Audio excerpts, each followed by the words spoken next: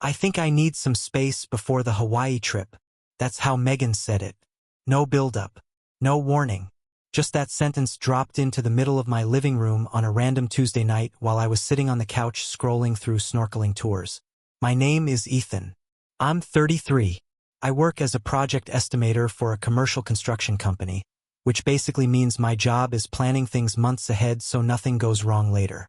Planning is kind of my personality, which is why the sentence landed the way it did. Because I had been planning that Hawaii trip for almost a year. Flights booked during a winter airline sale. Hotel reserved 6 months in advance so we could get the ocean view room. Dinner reservations lined up for 3 different nights. A boat tour along the Na Pali coast. Surf lessons on the second day. I even had a spreadsheet. Columns for reservations. Confirmation numbers. Backup plans if weather canceled something. It wasn't just a vacation in my mind. It was the step. The kind of trip couples take when things are getting serious. The kind where you start thinking about the future in a more permanent way. Maybe moving in together. Maybe more.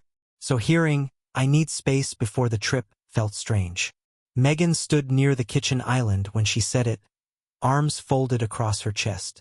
She wasn't looking directly at me. Her eyes kept drifting toward the window behind the couch. I've just been feeling overwhelmed lately, she added. I slowly set my phone down on the coffee table. Overwhelmed by what? I asked. She shrugged slightly. Us. The word hung there for a second. The relationship, she clarified. It's just gotten really serious. We had been together almost 2 years. So fast wasn't exactly the word I would have used. Still, I kept my voice calm. What does space mean exactly? I asked. She sighed like the question itself was exhausting. I don't know. Just time to think. Figure out my feelings. The room went quiet. The refrigerator hummed softly in the kitchen. Car passed outside. I watched her for a moment, and something in the way she avoided eye contact told me everything I needed to know. When someone says they need space, it usually means one of 2 things. Either they're overwhelmed, or they're already halfway out the door. For a moment, I expected myself to feel angry. But strangely, I didn't. Mostly I felt clarity. Okay, I said. Her head lifted immediately. Okay. If you need space, I said calmly. You should take it. She blinked. I could almost see the gears turning in her head. That wasn't the reaction she expected. Most people argue in that moment. They ask a dozen questions.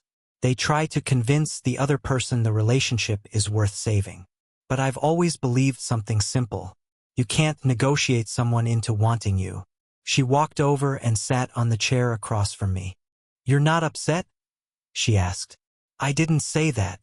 Then why are you being so calm? I shrugged. Because if someone needs space, arguing with them isn't going to fix it.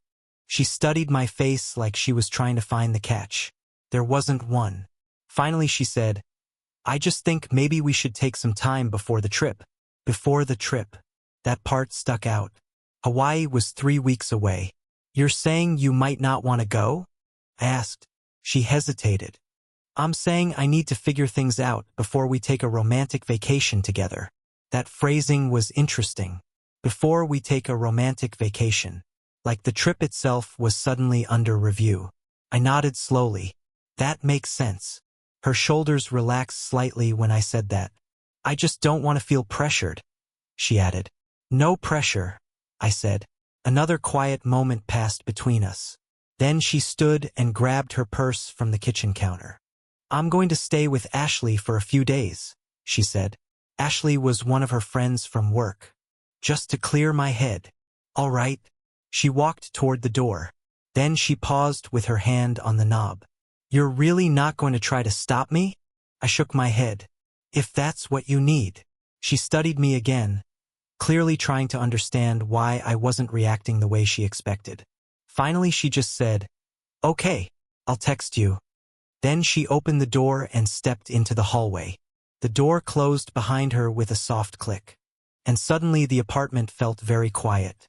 I sat there on the couch for a moment staring at the dark TV screen. 30 seconds, maybe.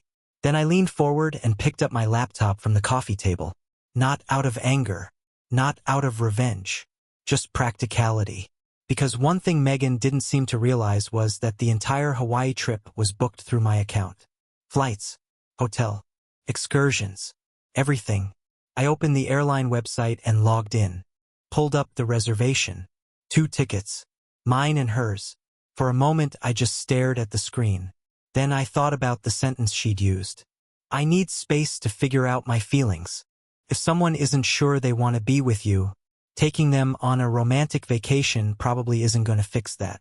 So I clicked Manage Reservation. And that's when I noticed something interesting. Her ticket was still refundable as airline credit. I leaned back in the chair slightly. Well, I muttered to myself. Then I clicked Cancel Passenger. Her seat disappeared from the booking instantly.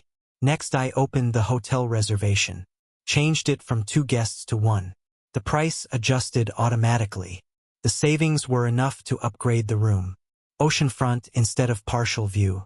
I added a scuba diving excursion with the difference.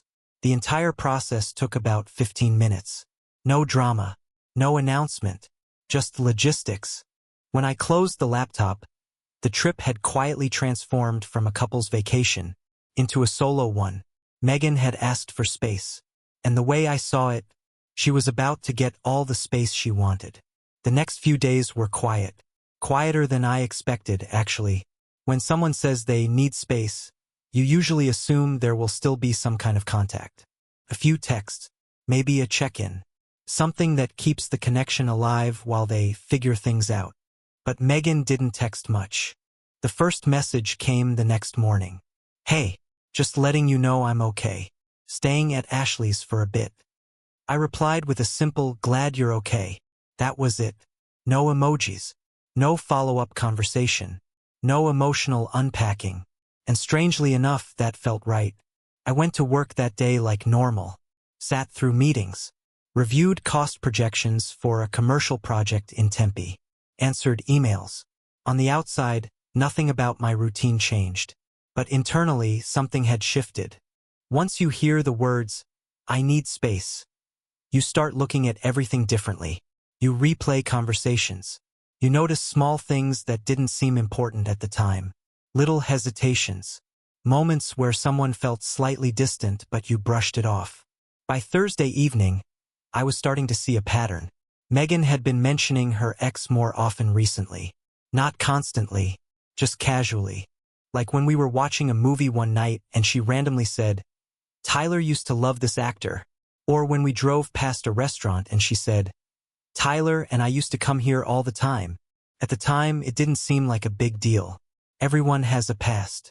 But once the space conversation happened, those little comments started to look different. That night, I got another text. Hey, sorry if things felt heavy the other night. I just need some time to think. I stared at the message for a few seconds before replying. Take whatever time you need. 3 dots appeared, then disappeared. Then came another message. Thank you for being understanding. Understanding. That word always sounds nice on the surface. But sometimes it really just means not resisting. Friday night I stayed home. Ordered takeout. Watched a baseball game. Around 10:30 my phone buzzed again. It was Megan. What are you up to tonight? Just watching the game. There was a long pause. Then she replied. Nice. I'm out grabbing a drink. That wasn't unusual. Megan liked going out with friends. Still, something about the way she phrased it felt vague. Out grabbing a drink. Not with Ashley. Not with coworkers. Just a drink. I didn't ask any follow-up questions. Instead I typed have fun. She reacted with a thumbs-up emoji. And that was the end of the conversation. The next morning I woke up early and went for a run. It was one of those clear Saturdays where the air feels colder than usual but the sky is perfectly blue. Halfway through the run, my phone buzzed again. A notification from Instagram. Megan had posted a story. I normally wouldn't think twice about that, but something made me open it. The video was short. Dim lighting. 2 wine glasses on a table. Soft music playing in the background. And across from the camera, barely visible in the shadows, was a guy's arm resting on the table. It wasn't Ashley. That much was obvious. I stared at the screen for a second. Then I noticed something else. The watch on his wrist. It looked familiar. The kind of detail your brain recognizes before you consciously understand why. Then it clicked. I'd seen that watch before. In old photos Megan once showed me from years ago. Tyler's watch. Her ex. I stood there on the sidewalk for a few seconds while cars passed behind me. And strangely, I didn't feel shocked. Just confirmed. Because suddenly the space conversation made a lot more sense. The casual mentions of Tyler. The vague drink plans. The need to figure out her feelings. It all pointed to the same place. She wasn't just taking space from the relationship. She was revisiting something unfinished. Later that afternoon she texted again. "Hope your day's going well." I looked at the message. Then I typed back. "It is. Just went for a run." Another pause. Then she asked, "Are you mad at me?" That question was interesting. People usually ask that when they already know the answer might be yes. "No," I replied. And technically that was true. I wasn't mad. Anger usually comes from surprise. But the truth was, the situation had already clarified itself. She needed space to see where things stood with Tyler, which meant the relationship with me had already moved into second place. And once you realize that, the decision becomes simple. Sunday afternoon Megan finally called. Her voice sounded casual when I picked up. Hey. We made small talk for a minute. Weather, work, normal stuff. Then she said it. "I actually ran into Tyler yesterday." Ran into. Interesting phrasing. "Oh yeah," I said. "Yeah, we just talked for a bit. It was good to clear the air." Clear the air. Another phrase that usually means more than it says. I leaned back in my chair. "That's good," I said. She sounded relieved when I didn't challenge it. "I just needed to make sure I didn't have unresolved feelings before the trip," she explained. There it was again. The trip as a checkpoint. "So, do you?" I asked. "Do I what?" "Have unresolved feelings." There was a pause on the line. A long one. "I don't know yet," she admitted quietly. That answer told me everything. Because when someone isn't sure about you, they're already sure enough to look somewhere else. But I didn't argue. I didn't accuse. I didn't bring up the Instagram story. Instead I just said, "Well, I hope you figure it out." She hesitated. "You're being really calm about this." "Should I be yelling?" "No, I just thought you'd have more questions." "I trust you to figure out what you need." That wasn't manipulation. It was honesty. Because if someone needs to test another relationship before choosing you, there's no question that will fix that. After we hung up, I sat quietly for a moment. Then I glanced over at my laptop on the kitchen counter. The one that already held the updated reservation. 1 ticket, 1 guest, oceanfront room. And in that moment, the solo trip didn't feel like a backup plan anymore. Felt like the right one. Because sometimes the clearest answer you can get in a relationship is the moment someone starts comparing you to their past. After that phone call with Megan, things became predictable. Not dramatic, not explosive, just predictable. When someone says they're figuring out their feelings, there's usually a pattern that follows. First comes distance, then comes testing. Testing the past, testing alternatives, testing how much you'll tolerate. And the strange part was, once I saw the pattern, it stopped bothering me. Monday morning I woke up early, made coffee, and checked my email before work. Right at the top of my inbox was the flight confirmation for Hawaii. 1 passenger. Ethan Carter. Departure, 3 weeks away. I looked at it for a moment, then closed the tab and went to work. My job that week was busy enough to keep my brain occupied. We were bidding a large commercial renovation project, and the numbers had to be perfect. Construction budgets don't tolerate mistakes. Ironically, focusing on spreadsheets and cost projections felt easier than focusing on my relationship. Tuesday afternoon Megan texted again. "Hey, how's your week going?" I read the message while sitting in a conference room waiting for a meeting to start. "Busy," I replied. "Work stuff." She answered almost immediately. Same here. Been thinking a lot about everything. That sentence sat on the screen for a second. Usually when someone says that, they're setting up a serious conversation. But this time there was no follow-up. Just silence. 10 minutes later, another message arrived. Are you still planning on the Hawaii trip? I leaned back in the chair slightly. Interesting question. Yes, I typed. The typing bubble appeared. Stopped. Appeared again. Finally she wrote, I'm still figuring things out. I just don't want to rush into something if my head isn't clear. That phrasing again. Rush into something. Like a 2-year relationship was suddenly a new experiment. I replied with the same calm tone I'd been using since the beginning. That makes sense. 3 dots appeared again. You're being really understanding about this, she wrote. I stared at the screen for a moment before answering. I'm not interested in forcing someone to choose me. That was the last message of the conversation. Wednesday evening, Josh came over to my apartment. Josh and I had been friends since college, which meant he had a front row seat to most of my life decisions. He walked in carrying a 6-pack. You look suspiciously calm for someone whose girlfriend just asked for relationship space, he said. I laughed. Maybe I'm evolving. He dropped onto the couch. So what's the actual situation? I told him everything. The conversation. The space. The drink with Tyler. Josh listened quietly. Then he shook his head. That's not space, he said. What is it? That's a trial run. A trial run? Yeah, he said, opening a beer. She's testing whether the old relationship still works before committing to the new one. I didn't answer right away, because the truth was, I had already reached that same conclusion. Josh looked at me. So what are you going to do? I already did it. What do you mean? I grabbed my laptop from the kitchen counter and opened the reservation page. 1 ticket. 1 guest. Josh leaned forward. You canceled her seat? Yeah. When were you planning on telling her? I wasn't.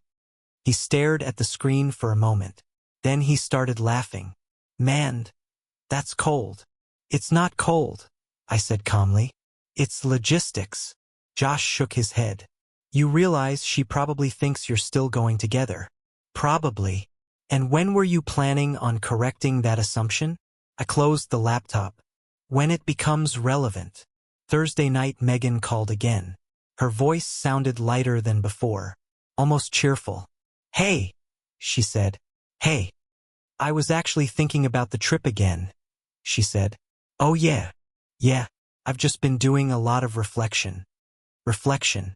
Another therapy word. I think meeting Tyler helped me process some stuff, she continued. That's good.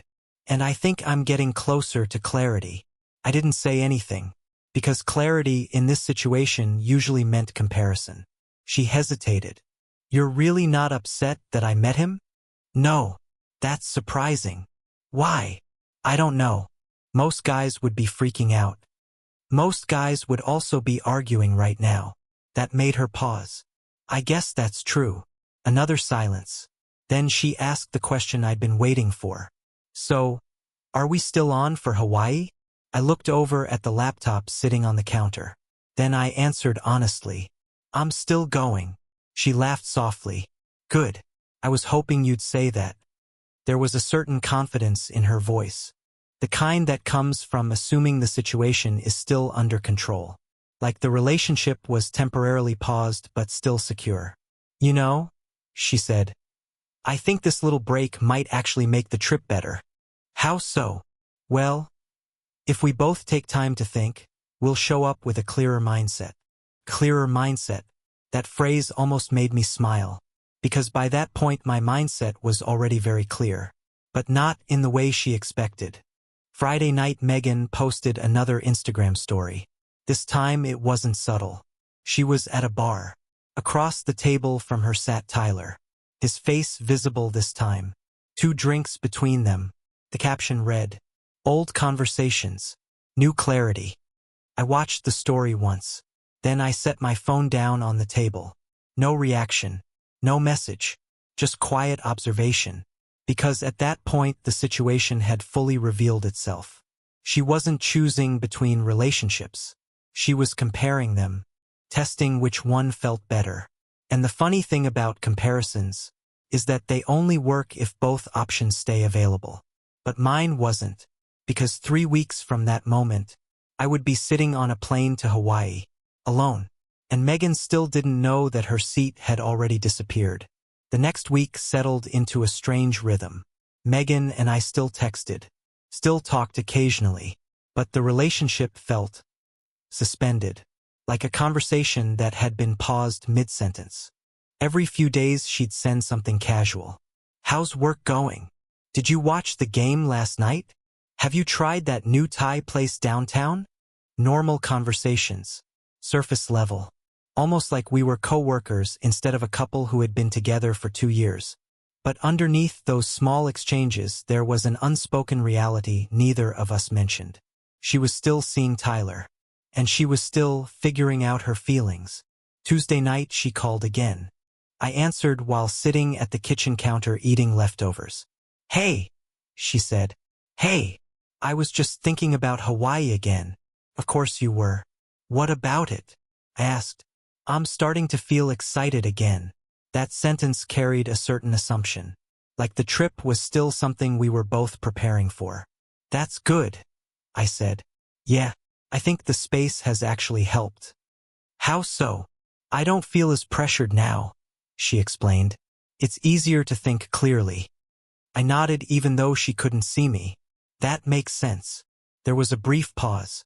Then she added, almost casually, "Tyler and I actually talked about the trip." I raised an eyebrow. "Oh yeah. Yeah. I was telling him about it. He said Hawaii is amazing this time of year." "Interesting. So you guys are talking a lot now?" I asked. "Not a lot," she said quickly. "Just catching up." Catching up. That phrase always sounds harmless. But the truth is, catching up with an ex rarely stays casual for long. "So what did you decide?" I asked. "About what?" "Your feelings." Another pause. Longer this time. "I'm still sorting them out," she admitted. There it was again. The comparison still in progress. But I didn't push. Instead, I changed the subject. "How's work been?" The rest of the call stayed light, almost friendly. And when we hung up, Megan sounded relieved. Like she had successfully navigated another conversation without conflict. Which was probably what she expected. Because from her perspective, the situation was still manageable. She had space. She had Tyler. And she had me patiently waiting while she figured things out. Except that last part wasn't true anymore. Thursday night Josh came over again. He walked into the apartment and immediately noticed the open suitcase on the floor. "You packing already?" he asked. "Just organizing stuff." He looked inside. Swim trunks, sandals, sunglasses.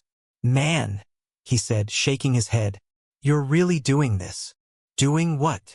"Going to Hawaii alone while your girlfriend thinks you're still going together." I shrugged. "She hasn't asked for details." "That's insane." "Not really." Josh leaned against the kitchen counter. "So when exactly does she find out?" I zipped the suitcase halfway closed. "At the airport probably." Josh stared at me. "You're serious?" "Completely." He let out a laugh. "That's brutal." "It's not brutal," I said calmly. "It's honest." "How?" "Because she already made her choice." Josh tilted his head. "Did she?" "Yeah." "How?" "She decided to test another relationship while keeping this one available." He nodded slowly. "Fair point." Friday evening Megan texted again. "Hey, what are you doing tonight?" "Probably staying in," I replied. "Same here. Just relaxing." 5 minutes later she sent another message. "Actually, I might grab dinner with Tyler." There it was. The casual honesty. Like she was slowly introducing the new normal. "Have fun," I replied. She sent a smile emoji. About an hour later my phone buzzed again. Another Instagram notification. Another story. Same bar as before. Same table. This time Tyler was clearly visible. They were both smiling. The caption read, "Sometimes the past deserves another conversation." I watched the video once. Then I set the phone down. No anger. No jealousy. Just quiet observation. Because at that point the situation felt almost predictable. Like watching someone slowly reveal their real priorities. Saturday morning Megan called again. Her voice sounded lighter than usual. Almost playful. "Good morning," she said. "Morning. Guess what?" "What?" "I think I finally figured some things out." "Oh yeah. Yeah. I feel clearer now." "About what?" "About us." I leaned back in the chair. "And?" "I think the trip will be good for us," she said. "Good how?" "Like a reset," she explained. "We can reconnect without all the pressure." Reconnect. Another interesting word. Because reconnecting implies the connection had been weakened first. "And you're sure?" I asked. "Yes," she said confidently. "I think we needed this break." I looked across the room at my laptop sitting on the desk. Inside it was the reservation confirmation. 1 passenger. 1 oceanfront room. 1 scuba excursion. "I'm glad you feel better," I said. She sounded relieved again. "Me too." There was a quiet pause. Then she added, "I think Hawaii is exactly what we need right now. Maybe for you. But for me, the trip had already become something different. Not a romantic vacation. Not a relationship reset. Just a quiet decision to move forward without someone who needed to compare me to their past." And Megan still had no idea that the trip she was imagining didn't include her anymore. 2 weeks before the flight, Megan finally brought up something specific. Not casually. Not indirectly. Directly. It happened on a Sunday afternoon. I was at the grocery store when my phone rang and her name popped up on the screen. "Hey," I said when I answered. "Hey," she replied. Her tone sounded different this time. More focused. "I was looking at the Hawaii itinerary earlier," she said. "That caught my attention." "Oh yeah. Yeah. I was checking the snorkeling excursion you booked." "Interesting. I hadn't mentioned that reservation in months." "Looks fun," she continued. "I'm excited." Excited. That word carried a certain confidence behind it. The kind of confidence someone has when they believe something is already settled. "I'm glad," I said. There was a short pause. Then she asked the question I had been expecting for a while. "So when should I start packing?" I stood there in the grocery aisle holding a basket of food. That moment felt oddly quiet. Like time had slowed down just enough to notice how strange the situation really was. Because Megan was asking about packing for a trip, while still actively seeing her ex. Still figuring out her feelings. Still treating our relationship like something under review. But at the same time assuming the vacation was locked in. That assumption told me a lot. She believed the relationship was stable enough to survive her exploration. She believed I would still be there when she finished deciding. She believed the trip was guaranteed. "Probably a few days before the flight," I said calmly. "Yeah," she replied. "That makes sense." Then she laughed softly. "You know what's funny?" "What?" "I think this whole break actually made things stronger." Stronger. That word almost made me smile. Because from my perspective, the break had done something very different. It had clarified things. But not in the direction she expected. We talked for a few more minutes. Normal conversation. Groceries. Weather. Work. Then she said something that confirmed my suspicion. "I think Hawaii will be good for us," she said again. "How so?" "Well, after everything we went through these last few weeks, it'll feel like a fresh start." Fresh start. Another phrase people use when they want to skip over the uncomfortable part of a story. I didn't challenge it. "Maybe," I said. "That night Josh called me." "You still haven't told her, have you?" he asked. "Nope." "You're actually going through with this?" "Yep." He laughed. "Man, the airport is going to be wild." "Maybe." "You're really going to let her show up with a suitcase?" "I'm not stopping her." Josh paused for a second. "You realize she's going to lose her mind?" "Probably." "And you're okay with that?" I leaned back in the chair. "It's not my job to manage someone else's expectations." That ended the conversation. The next few days passed quietly. Megan seemed lighter than before, more relaxed, more affectionate in her messages. She started sending things like, "Just saw a photo of Maui and thought of you. Counting down the days.